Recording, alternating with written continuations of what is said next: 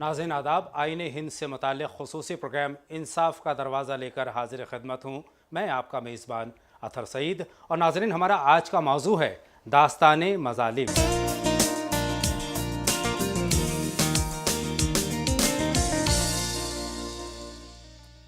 नाज़रीन, हमारे मुल्क में हर तरह की कौमें रहती आई हैं, बहुत खलूस के साथ रहती आई हैं। मुख्तलिफ़ कौम व मिल्लत के लोग नहायत खुशी के साथ यहाँ पर रहते हैं, इत्तफ़ाक़ के साथ रहते हैं, इत्तेहाद के साथ रहते हैं। लेकिन हमारे आइन ने, हमारे क़ानून ने सबको एक ख़ास किस्म का तहफ़्फ़ुज़ दिया है, उनके हुकूक़ तय किए हैं।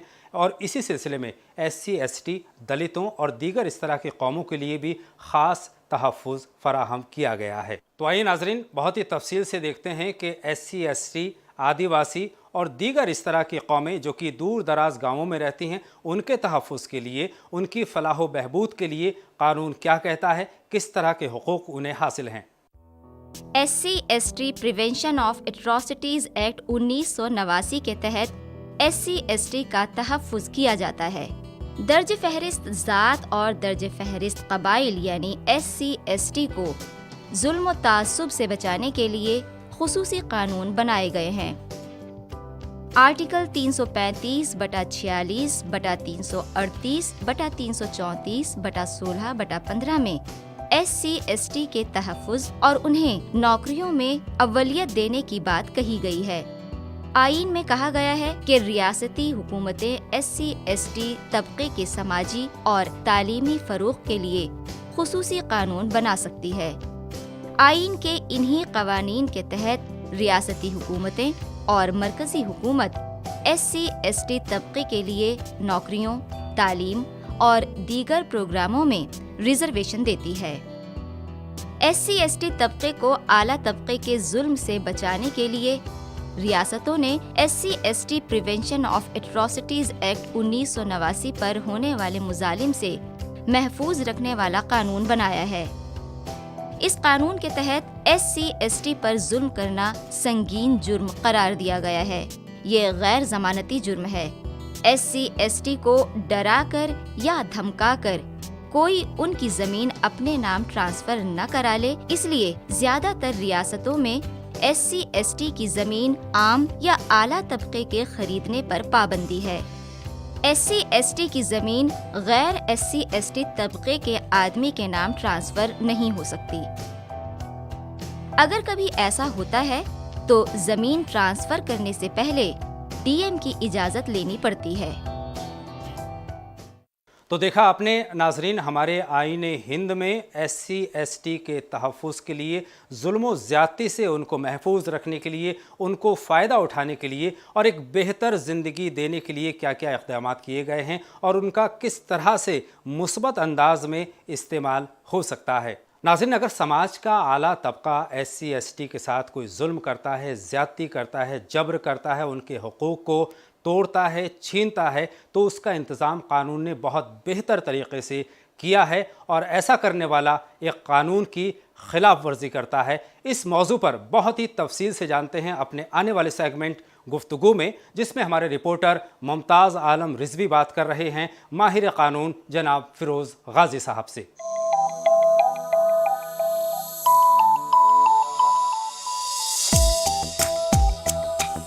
दास्ताने मज़ालिम में आज हम बात कर रहे हैं कि किस तरीके से इंसान जो हुकूक़ मिले हैं हिंदुस्तान के शहरियों को, जो हिंदुस्तानी आइन में हुकूक़ मिले हैं, उनका किस तरीके से नफाज होता है और वो क्या इख्तियारात हैं कि जिनका इस्तेमाल करके कोई भी शहरी अपने हुकूक़ हासिल कर सकता है। हिंदुस्तान का कानून बहुत क्लियर तौर पे ये बात बताता है कि इस देश में हर सिटीजन्स, चाहे उसका कोई कास्ट हो, कोई धर्म हो, कानून के सामने सब बराबर हैं। आर्टिकल 14 क्लियर कहता है equality before law and equal protection of law, यानी हर शहरी को बराबर का हक हासिल है। उसके बाद आर्टिकल 21 कॉन्स्टिट्यूशन का ये कहता है कि हर हिंदुस्तान को सिर्फ यही नहीं कि ज़िंदगी के लिए अच्छे लवाजमात की ज़रूरत है, बल्कि उसको डिग्निफाइड यानी बाइज़्ज़त ज़िंदगी गुजारने का पूरा हक है। फ़िरोज़ गाज़ी साहब, यकीनन जो 1950 में हमारा आइन बना वो बहुत अच्छा है, उसमें सबको बराबर के हुकूक दिए गए हैं। बावजूद इसके उसमें कुछ चेंज आए हैं। आखिर वो कौन सी तब्दीलियाँ हैं, वो कौन से नए कवानीन हैं कि जिसके तहत इंसान अपने को जुल्म से बचाता है और अपने हुकूक को हासिल करता है। देखिए, हमें बार बार शुक्रिया उनका करना चाहिए जिन्होंने कॉन्स्टिट्यूशन ड्राफ्ट किया था। इसके बाद जब ये देखा गया कि इम्प्लीमेंटेशन कायदे से नहीं हो रहा है और उन शहरियों का जो कि गरीब और मज़लूम हैं उनको हक़ नहीं मिल रहा है, तो उसके मुतल्लिक कोशिश की गई। रिज़र्वेशन उसी की एक कड़ी थी, लेकिन रिज़र्वेशन से सिर्फ़ और सिर्फ जो है एक तबका को फ़ायदा हुआ जो कि उस फहरिस्त में, उस शेड्यूल में आते थे। बाकी जो लोग शेड्यूल में नहीं आते थे उनको फ़ायदा नहीं हुआ। रिज़र्वेशन बेसिकली इसलिए प्रोविज़न है, प्रावधान है कॉन्स्टिट्यूशन में, ताकि एक लेवल फील्ड तैयार की जाए। और वो लेवल फील्ड तैयार करने का मकसद ये होता है कि जो लोग गरीब हैं, उनकी तालीम सही नहीं हो पाई है पैसे की कमी की वजह से, इकोनॉमिक कंडीशन की वजह से, उनको और उनके साथ एक साथ नहीं रखा जा सकता है जो कि सदियों से तालीम याफ्ता हैं, उनके पास जायदाद ज़्यादा है, प्रॉपर्टी ज़्यादा है, रिसोर्सेज ज़्यादा हैं। तो इसलिए रिज़र्वेशन का जो प्रावधान रखा गया उसका मेन मकसद ये था कि उनको भी एम्पावरमेंट किया जाए जो कि इनसे मुकाबला नहीं कर सकते हैं। तो रिज़र्वेशन देकर बेसिकली एक तबका को, जो कि कमज़ोर तबका था, उसको प्रोटेक्ट किया गया है। अब इसमें जिनको रिज़र्वेशन से प्रोटेक्ट किया गया है तो उनका तो सीट एडमिनिस्ट्रेशन में उनके परसेंटेज के हिसाब से हो गया, लेकिन ऐसे ही गरीब कुछ ग्रुप ऐसा है जिनको इस किस्म का रिज़र्वेशन का प्रावधान नहीं दिया गया, जो कि वह बहुत पीछे छूट गए हैं। किसान अपने खेतों को बेच करके शहरों की तरफ आ रहा है। मजदूर मजदूरी करता है लेकिन उसका पेट नहीं भरता है। आखिर इस जुल्म को किस तरीके से रोका जा सकता है और इसको रोकने के लिए हुकूमत ने क्या इक़दाम किए हैं? देखिए, विलेज डेवलपमेंट के लिए प्रोग्राम पहले भी था और अब भी है, लेकिन पहले के प्रोग्राम को सही तौर पे इस्तेमाल करने के लिए लोगों के पास ज़रिया नहीं था। इस बीच सरकार की तरफ से एक बहुत अच्छा कदम ये आ गया कि right to information act pass हो गया, जिसके तहत लोगों ने जानकारी लेनी शुरू की। और नतीजा ये हुआ कि अब गांव वाले भी ये पूछना शुरू कर दिए हैं इस कानून का सहारा लेते हुए कि हमारे यहाँ ये जो पैसे का एलोकेशन हुआ है इसका कहाँ इस्तेमाल हुआ है, कहाँ नहीं हुआ है, जिससे कि वे लोग जो कि एडमिनिस्ट्रेशन में हैं वो मजबूर हो जा रहे हैं गाँव पर पैसा खर्च करने के लिए। और आप देखेंगे कि जब से मनरेगा वगैरह का नफाज हुआ है उसके बाद पलायन में कुछ कमी आई है। अब गांव पर भी बहुत सी फैसिलिटीज़ आई हैं, लेकिन उतनी नहीं आ पाई हैं जितना चाहिए था। पिछले 8-10 साल का अगर हम डेवलपमेंट देखें तो हम कह सकते हैं कि डेवलपमेंट इस दिशा में जा रहा है कि एक रोज़ ऐसा आ सकता है कि गांव के लोग भी गांव के साफ़ सुथरा हवा में रहकर अपनी ज़िंदगी गुजारने की कोशिश करेंगे, बजाय इसके कि वो शहर के पॉल्यूशन के माहौल में दौड़ें, और वो दिन दूर नहीं है। यकीनन आपने राइट टू इन्फॉर्मेशन की बात की है, लेकिन राइट टू इन्फॉर्मेशन का इस्तेमाल उसी वक्त हो सकता है फिरोज़ गाजी साहब जब आदमी के पास इल्म हो, वो तालीम याफ्ता हो। अगर उसके पास तालीम नहीं है, इल्म नहीं है, तो जाहिर है उसका इस्तेमाल नहीं हो सकता। तो राइट टू एजुकेशन भी हुकूमत ने बनाया है। तो इस सिलसिले में आपको क्या कहना है, क्या शहर और गांव के लोग इस कानून का, इस अमेंडमेंट का फ़ायदा उठा सकते हैं? देखिए, इसी तरह से वेलफेयर लेजिस्लेशन में राइट टू एजुकेशन आया है सामने। राइट टू एजुकेशन जैसा लेजिस्लेशन भी दुनिया में बहुत कम जगहों पे है, बशर्ते ये कि इसको लोग इस्तेमाल करना जान जाएं। बहरहाल जिसमें वो प्रावधान है कि हर उस बच्चे को जिसकी उम्र 6 साल से लेकर 14 साल तक है, उसको लाजमी है कि उसके वालिदैन, उसके माँ बाप उसको स्कूल भेजें। अगर स्कूल नहीं भेजा जा रहा है 6 से लेकर 14 साल तक के बच्चों को, तो उनका वह निगलिजेंस है, और वो निगलिजेंस जो है पनिशेबल है। तो इस तरह से स्कूल्स का मयार भी बढ़ेगा गांव में, वालिदैन को अपनी ज़िम्मेदारी का एहसास होगा, और वो एक दिन आ जाएगा जबकि हम ये कह सकते हैं कि इस लेजिस्लेशन के हवाले से कि अगले एक जनरेशन में हम बहुत ही शान से कह सकते हैं कि हमारा देश भी 100% शिक्षित देश है। हमारे खुशकिस्मती ये है कि right to approach to the court, यानी कोर्ट का दरवाज़ा खटखटाना इंसाफ के लिए, ये सिर्फ कानूनी तौर पे ही लाजमी नहीं है, बल्कि ये फंडामेंटल राइट्स का एक हिस्सा है कि हर सिटीजन्स को ये हक़ है कि उसके साथ जब ज़्यादती हो तो वो कोर्ट का दरवाज़ा खटखटाने का उसको हक़ है। और इस हक़ का इस्तेमाल करने के लिए लाजमी है कि शिक्षित तो होना ज़रूरी है, लेकिन आगे अगर आप और देखें तो उसमें चूँकि एक कॉमन लॉ का सिस्टम हमारे यहाँ चला आ रहा है, जहाँ एडवोकेट्स और टीचर्स इनकी सोसाइटी में बहुत अहमियत है। तो जैसे जैसे लोग शिक्षित होते जा रहे हैं, इस किस्म के कानून का इस्तेमाल करते जा रहे हैं, और ये भी हमारा फंडामेंटल राइट्स है।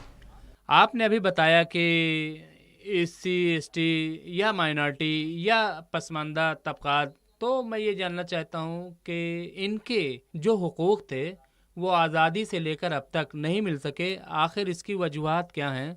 क्या कानून न जानना या इसका सही इम्प्लीमेंटेशन न होना? देखिए, दो चीज़ें अलग अलग हैं। कानून क्या हक देता है और उसका इम्प्लीमेंटेशन कैसे होता है। जहाँ तक इम्प्लीमेंटेशन की बात है, इसमें कोई दो राय नहीं है कि एडमिनिस्ट्रेशन में कुछ ऐसे तत्व सामने आ गए हैं जिनकी वजह से सही मानों में कानून का नफाज नहीं हो पाता है, जिसकी वजह से जालिम का जुल्म अब भी कंटिन्यू है जो 1947 से पहले था। और जो मज़लूम हैं, जो दलित हैं, जो कमज़ोर हैं, जो गरीब हैं, उनको इंसाफ नहीं मिल पा रहा है।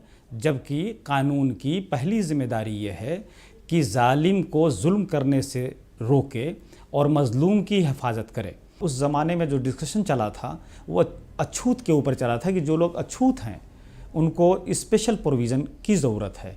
इसके लिए प्रिवेंशन एट्रोसिटीज़ एक्ट एक बनाया गया कि prevention of atrocities on schedule caste and schedule tribes act, जिसके तहत यह है कि अगर शेड्यूल कास्ट के साथ अगर कोई जाति सूचक नाम से उनको अगर एड्रेस कर रहा है तो वो पनिशेबल है, ऑफेंस है।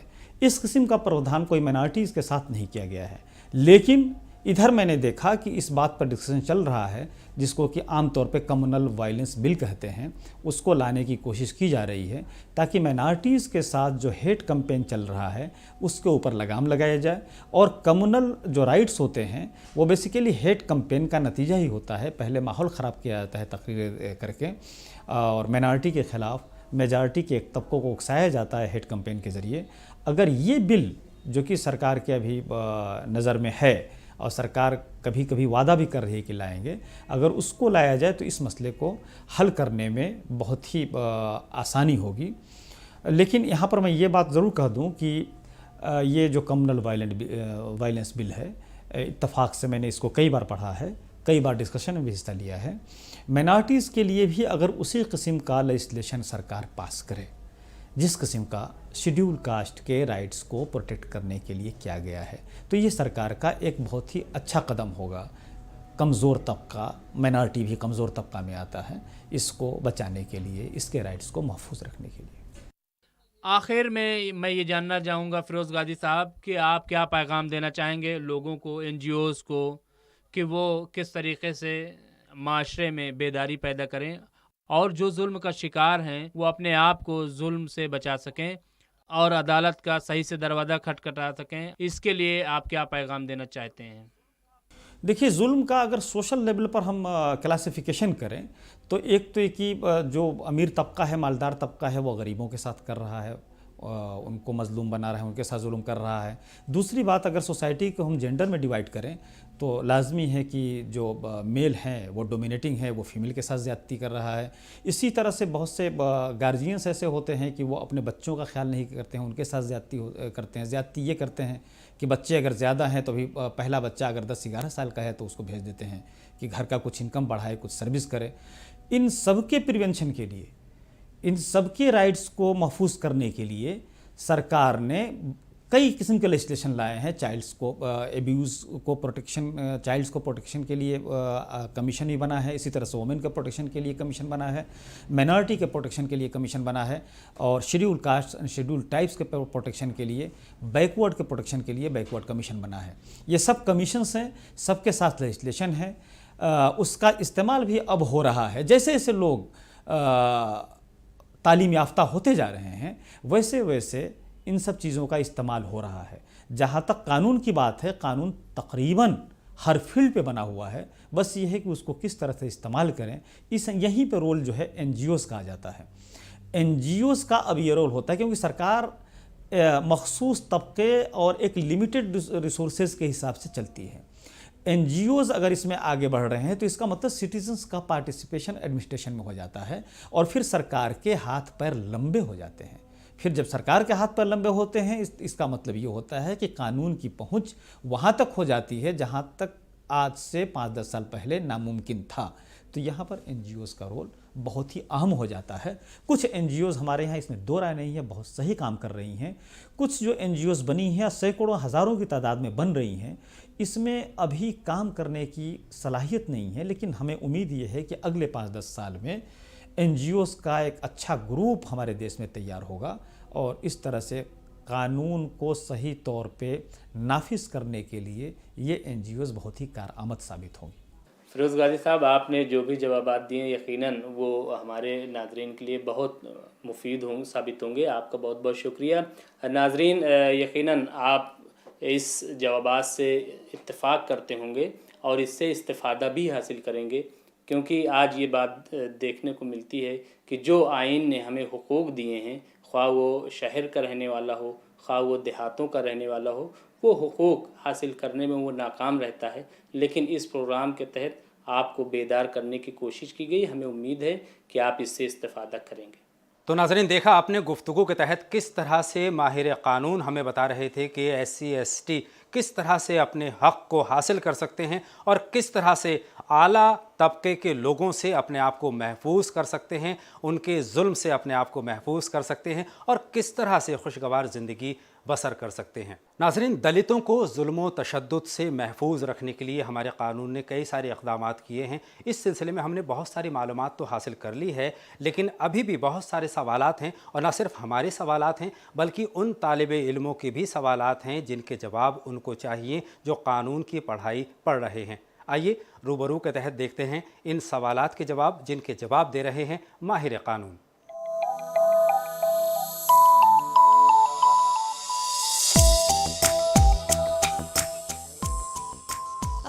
मेरा नाम अनम वासे है और मैं Jamia LLB 3rd year student हूँ। और मेरा सवाल ये है कि अगर कोई वकील ज़ाती तौर पे रिजर्वेशन के ख़िलाफ़ है तो क्या वो कोई केस उसके पक्ष में पूरी ईमानदारी से लड़ पाएगा? ये बहुत सारी मौक़े ऐसे आ सकते हैं कि किसी वकील के पास जो केस आए और वो उस पॉलिसी मेकिंग से जहाँ तक ताल्लुक़ है, पॉलिसी से ताल्लुक़ों से मुत्तफ़िक़ ना हो, तो मैं समझता हूँ उसको दो चीज़ें अपनाना चाहिए। नंबर एक तो ये उसको पूरी अपने ज़ाती ख़यालात को बिल्कुल अलग रखते हुए पूरे तरीके से उस केस के साथ इंसाफ करना चाहिए और उसका जो क्लाइंट है उसका पक्ष पूरे तरीके से रखना चाहिए। और अगर वो ये नहीं कर पाता, वो इससे सहमत नहीं है, तो उसको वो केस छोड़ देना चाहिए। वकील साहब ने ठीक कहा कि अगर वो उसकी पॉलिसी के ख़िलाफ़ है, उसकी बुनियादी जो उसकी सोच है उसके ख़िलाफ़ है, तो उसे वो केस लेना ही नहीं चाहिए। लेकिन जहाँ तक केस लड़ने की बात है, हर इंसान की एक ज़ाती ज़िंदगी होती है और एक इज्तिमाई ज़िंदगी होती है, और इज्तिमाई ज़िंदगी में, सोशल ज़िंदगी में कोई भी वकील किसी भी तरह के केसेस लड़ सकता है आसानी के साथ। सर, मेरा नाम मोहम्मद साजिद है। मैं faculty of law Jamia Millia Islamia में फ़ाइनल ईयर का तालिब इल्म हूँ। मेरा सवाल आप लोगों से ये है कि अगर कोई गरीब, ख़ास तौर पे जब वो SC या ST से ताल्लुक़ रखता हो, क्या सरकारी वकील का उसके साथ कैसा बर्ताव रहता है ड्यूरिंग द ट्रायल? क्या सरकारी वकील उतनी ही ईमानदारी और मेहनत से उसको इंसाफ दिलाने की अपनी जद्दोजहद करता है जितना कि वो एक दूसरे आदमी के लिए करता है? वकील को तो अपनी ज़िम्मेदारी पूरे तरीके से सबके लिए बराबर ही निभाना चाहिए।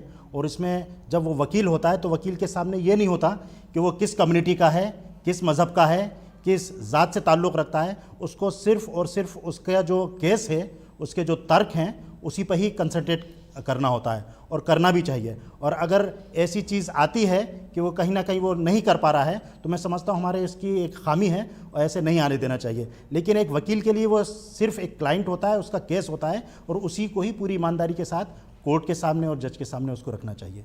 मेरा नाम वसीम फ़िरोज़ है। मैं Jamia Millia Islamia LLB 3rd year final year का स्टूडेंट हूँ। मेरा सवाल ये है कि क्या वकालत के पेशे में भी SC/ST कोटे की ज़रूरत है? क्या रिज़र्वेशन कोटा होना चाहिए या क्या इसकी ज़रूरत होती है?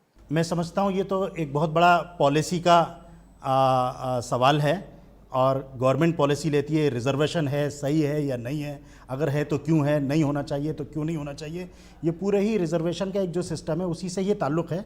उसमें एक बहुत बड़ी बहस है, वो उसमें अगर जहाँ तक रिजर्वेशन का कोई प्रोसीजर है हमारे मुल्क के अंदर, तो वही चीज़ जो है, वही मसले जो है आप जुडिशरी में या आप जो बता रहे हैं कि वकील होना चाहिए, उसके भी वो एक ही मसले हैं। और अगर ये एक बहुत बड़ी बहस है और इसमें ही जो है पूरे उसी का एक हिस्सा है ये।